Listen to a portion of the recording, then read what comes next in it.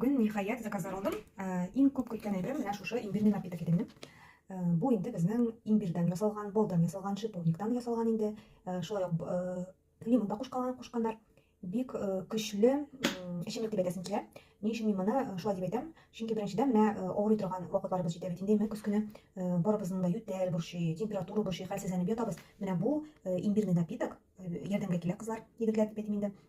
Чөнки узган елда да бер хәлсезләнгән вакытымда шушы имбирный напиток белән аякка баскан идем. Күп кеше әйтә, менә алган кешеләр инде танышларым арасында да борыннарыма кадәр ачып җибәрде дип бер көндә аякка басып дип әйтүчеләр булды. Шуңа да бик шаккатып тагын бер кат берне алдым әле. Берсен эчкән идек инде, менә хәзер тагын көз җитте. Үзегез беләсез, хәлсезләнгән вакытларыбыз җитә башлады.